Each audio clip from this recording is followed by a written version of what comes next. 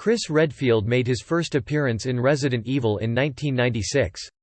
The new Netflix limited series Behind Her Eyes ascended to become the #1 most viewed media on the streaming service, Forbes reported on February 19, and fans are infatuated with the actor who plays David on the show. Since then, the iconic hero has shifted in and out of the spotlight throughout the franchise. He will appear for one game, then disappear in the next, then come back for a piece of downloadable content in another. With Redfield playing a role in the upcoming Resident Evil Village, you might want to know where he's been, what he's been up to, and why Redfield now fully embraces the world-weary, combat-experienced aura that he now seems to possess. With that, it's time for regular series star Leon Kennedy to move over. Chris Redfield has returned to steal the spotlight, and he's more extreme and awesome than ever before. But first, dive headfirst into his humble beginnings, his adventures throughout the Resident Evil story, and what the future might hold for him. This is Chris Redfield's entire Resident Evil timeline explained. Chris Redfield, the older brother before Chris Redfield was introduced in the original Resident Evil, before his foray into STARS. It is based on the best-selling book by Sarah Pinborough and follows Louise, a single mother who enters a world of twisted mind games when she begins an affair with her psychiatrist boss while secretly befriending his mysterious wife, according to the series' official description. British actor Tom Bateman portrays David, Louise's boss and love interest, and while he might be a relative newcomer to American audiences, his talent is no surprise to viewers in the UK. Or the Bioterrorism Security Assessment Alliance (BSAA), the iconic hero was nothing more heroic than an older brother to another icon of the franchise, Claire Redfield. According to his IMDb profile, the 31-year-old actor was a first-season regular on the British-French crime drama The Tunnel, which aired 3 seasons in France and the UK. Despite his extensive experience tackling bio-terrorist threats worldwide, little was known about Chris Redfield before he makes his initial appearance in 1996. One thing that was made clear, sadly, is that Claire and Chris Redfield lost their parents sometime before the events at the Spencer Mansion in 1996. As such, Claire and Chris raised themselves, becoming the only family each knew and relied on for years until Chris eventually partnered with Jill Valentine. He also was a recurring character on the BBC and Starz collaboration of Da Vinci's Demons, which fictionalised Leonardo da Vinci's early life, and played Dr. Robert Jekyll in the UK's TV miniseries production of Jekyll and Hyde in 2015.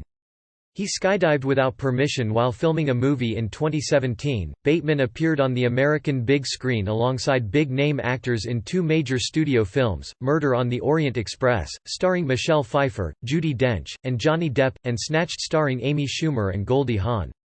In 2015, he talked with Marie Claire about working with Dench, sharing that the first time he met her was while working on a play together in London.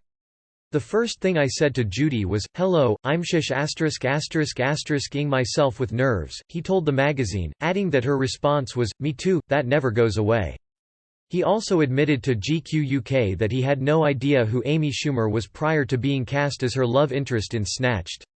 After looking her up, he decided she was a talented comedian, but admits his off-set antics got him in hot water during filming of that movie. He went skydiving without the executive producer's permission, which could have left him injured and delayed production, he explained. Bateman also shared the screen with Liam Neeson in the 2019 movie Cold Pursuit, in which he played a villainous drug dealer per IMDb.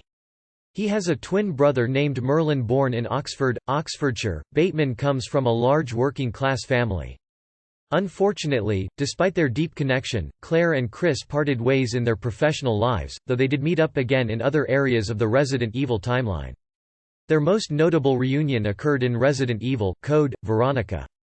Chris Redfield, the fighter pilot. One of Chris Redfield's earliest adult moves was enlisting in the United States Air Force. According to his profile on PBS, he has 13 siblings, one of whom is a twin brother named Merlin. He jokingly told GQ that when his family attends his premieres, he has to herd them like cats. In a video interview with People, the 6'2" tall actor said he and his twin brother were the second youngest amongst his siblings. When asked how his twin brother feels about the actor's rising sex symbol status, Bateman laughed. "Merlin is better looking than me, so he will claim that as well," he said. There, he received extensive training to pilot both airplanes and helicopters, a true maverick in the sky. He added that he looked almost identical to his younger brother, Ben. He said his family was very proud, and he explained his siblings had a mix of various careers, including hospitality, teaching, and real estate. He added that he has siblings who are airline pilots and one who works for the Red Cross. During his time in the military, Redfield met a number of characters, some of whom will feature in Resident Evil games, such as Barry Burton. In true Chris Redfield fashion, his stalwart convictions led him to constantly argue with command officers, which led to either a resignation or dishonorable discharge for insubordination. But thanks to his extensive flight experience, a variety of weapon proficiencies, including knives, hand-to-hand combat, and marksmanship, Redfield was immediately scouted by Special Tactics and Rescue Service in Raccoon City upon leaving the United States Air Force. He joked that he was the stupidest one. He'd love to play the next James Bond for years. The handsome British actor's name has been rumored to be on the consideration list to play James Bond after Daniel Craig's exit from the role. In 2019, he told Good Morning Britain rumors about Bond casting followed any British actor in a tuxedo via YouTube. The decision is history, as the events of Resident Evil take place soon after his service ends. Chris Redfield joined STARS with combat experience and multiple weapon proficiencies under his belt. Chris Redfield proved himself the perfect operative, destined for STARS. "I don't think there's an actor alive who would say no that," he added. And beyond. Other actors rumored to be in consideration include British actors Henry Cavill, Theo James, and Idris Elba, according to Yahoo Movies. When asked if he'd be interested in pursuing the role, Bateman told GQ UK that he'd be thrilled to get the role even though it wouldn't come without challenges. The agency recruited him for their Raccoon City unit straight out of the United States Air Force, and Redfield was immediately appointed point man for Alpha Team. Redfield, the ever-achiever, sought recognition and lateral movement, so he proved himself time and time again using his marksman abilities. "I can't imagine the pressure of taking on that mantle, but it would be great to have a young Bond," he said. If you want to see Bateman as Bond, don't get your hopes up, according to Celebrity Cover News, who reported the odds were not in his favor in 2019. Maybe the success of Behind Her Eyes will change that. He's been in a lot of period dramas as an acclaimed stage performer in the UK. Bateman seems to enjoy getting dressed in period costume and playing historical figures. He played the lead role of John Beauchamp in Beauchamp House, a PBS masterpiece series as set in 1795 in Delhi during the Mughal Empire period via PBS. In one such case, Redfield won trophies participating in the Raccoon City Police Department's intramural shooting competition. Redfield was not alone in proving himself, though. He has also had a lead role in the UK miniseries Vanity Fair, which was based on the 1848 novel of the same name by William Makepeace Thackeray via IMDb. He told PBS, "The reason I love filming period dramas, is that they instantly make you act differently." Joined by Barry Burton once more, Redfield helped to solve numerous tough cases in Raccoon City, though his methodology left much to be desired by the top brass. People don't talk about their feelings as much. Captain Albert Wesker, however, saw his abilities and brushed aside any infractions in the line of duty time and time again. Chris Redfield and the Mansion Incident, Resident Evil. The first Resident Evil game launched in 1996. This survival horror foray was the first introduction to Chris Redfield. The premise of the game focused on Spencer Mansion and a mysterious case involving cannibalistic murders and animal attacks in Raccoon Forest. They don't say, "Oh, I really fancy you. And you don't touch each other." The whole ordeal was colloquially referred to as the Mansion Incident. Raccoon Police Department, wholly inexperienced and under-equipped, found themselves unable to tackle the murder case and put STARS, so you have to add another way of expressing those feelings, which is really fun. In addition to these series, Bateman not only appeared in Murder on the Orient Express but is set to reprise his role in the upcoming sequel, Death on the Nile, which is set in the 1930s. He's rumored to be dating or married to his co-star. Bateman reportedly has a special person in his life, but the private actor has never confirmed or denied their relationship. Since 2017, various publications have linked him to his Murder on the Orient Express co-star Daisy Ridley, best known for her role as Rey in the Star Wars franchise. On the job instead. On July 23, Bravo team traveled into the woods but crash-landed due to a severe storm. In response, Alpha team, consisting of Chris Redfield, Barry Burton, Albert Wesker, and Jill Valentine, were dispatched. The group, facing off against horrors in the woods, took shelter inside the Spencer Mansion, where further horrors took place.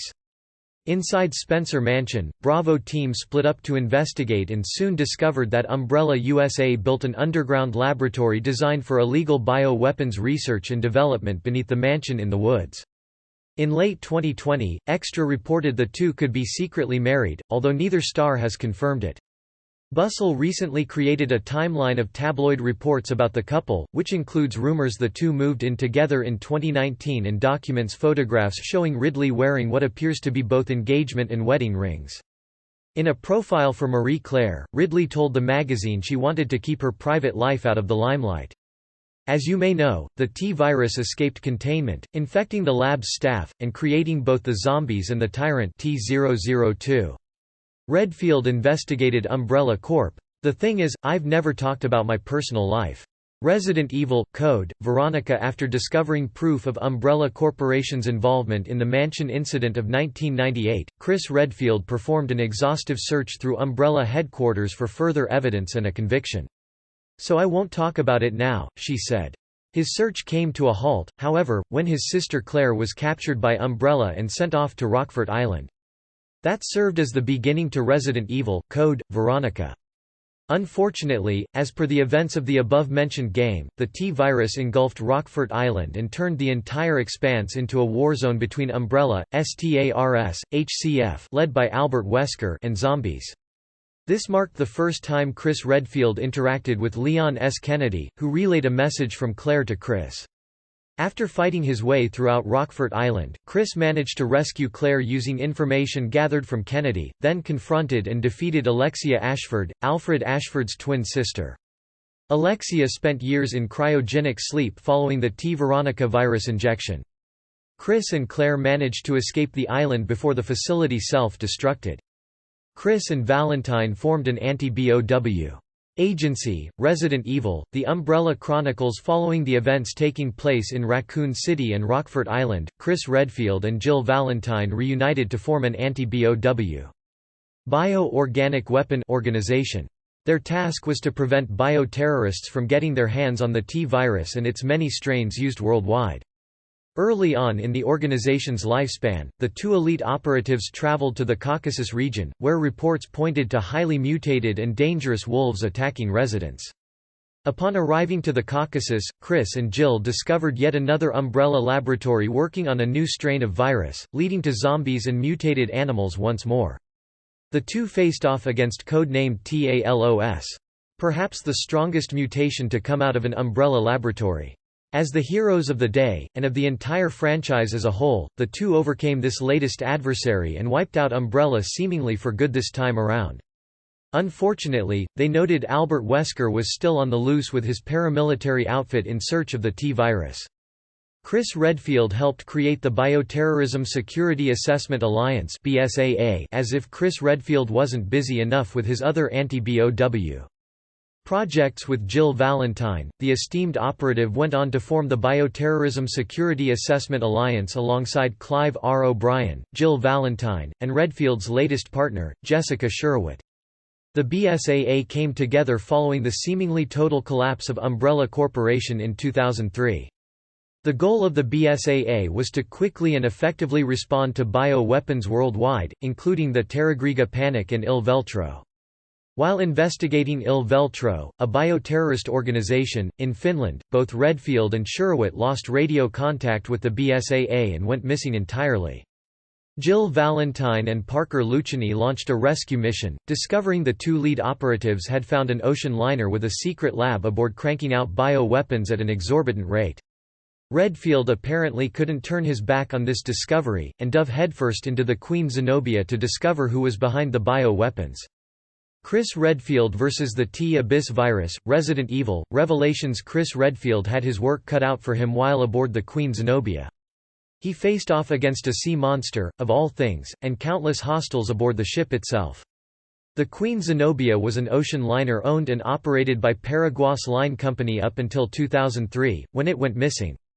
After capturing the ocean liner, bioterrorist organization Il Veltro erected a bioweapons laboratory, with full military funding, to test the T-Abyss virus. Redfield discovered the true nature of the Abyss. The man-made virus attacked all life forms, including animals, and mutates them extensively. The sea monster ahead of the Queen Zenobia was one such mutation. Another, the Malakota, attacked later. Il Veltro planned on unleashing the abyss throughout the Mediterranean. The terrorist organization developed a cure but, as Redfield discovered, loose ends forced the organization's hand. They unleashed the virus early, killing off the entire cruise liner, and causing yet another bioweapons outbreak in the form of various mutations and zombies. Chris Redfield investigated Spencer Estate, Resident Evil 5, lost in nightmares following the events aboard the Queen Zenobia. Chris Redfield and Jill Valentine received a tip from an unnamed reliable source that former Umbrella founder and board member, Oswell E. Spencer, resurfaced. Oswell was hiding at the Spencer Estate. Unfortunately for the two BSAA operatives, he wasn't alone. The Spencer Estate, as they soon discovered, was in complete chaos. Spencer's bodyguards laid dead and broken, torn to pieces, and mutations were abound. But that's not all. Redfield and Wesker remain destined to face off against one another. Wesker arrives at the Spencer Estate, juiced up with superhuman abilities thanks to the T-virus, and proved an unstoppable foe for Redfield and Valentine.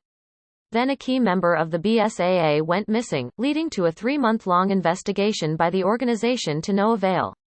It took years for any tangible results to stem from said investigation, unfortunately.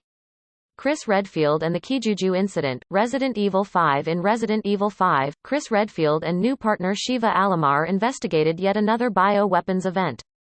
This time around, a bioweapon deal in progress involving Ricardo Irving, a known bioterrorist, kicked off the Kijuju Incident in the Kijuju Autonomous Zone in Africa.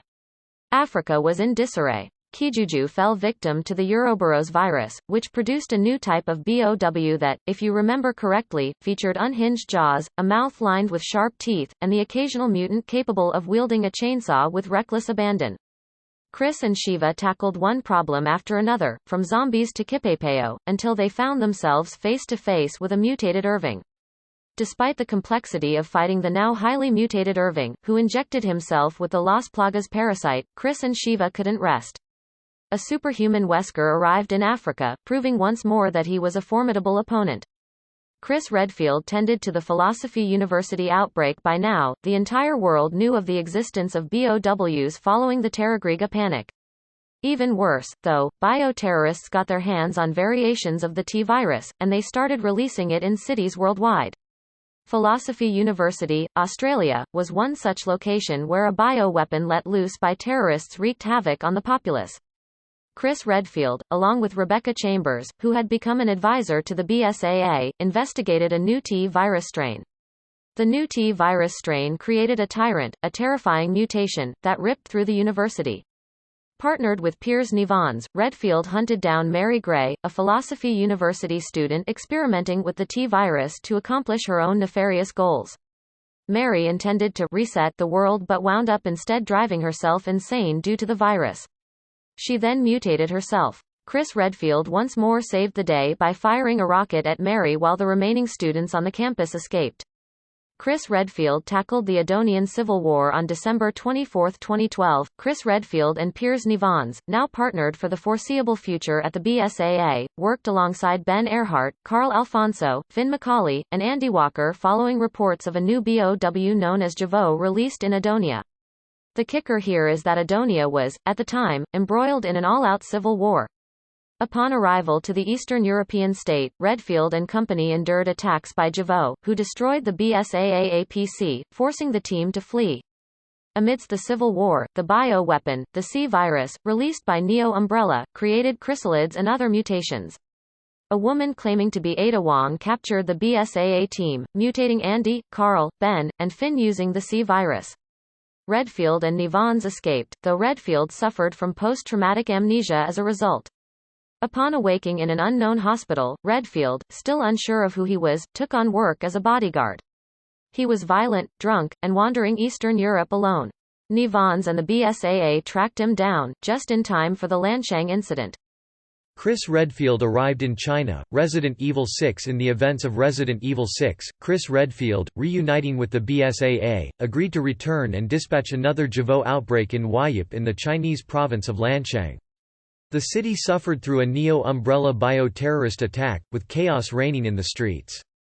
Once in the city, Chris Redfield once more clashed with Leon Kennedy, who was dispatched to the Chinese city to protect Ada Wong, which puts him at odds with Redfield, who then remembered the Adonian Civil War and her actions there. Her goal was to recreate the Raccoon City incident globally, making her enemy number one of the BSAA. To accomplish this goal, Ada and Neo Umbrella released House, a new BOW designed to spread the C virus worldwide. Redfield and Nivans battled House, but Nivans contracted the C virus during the fight.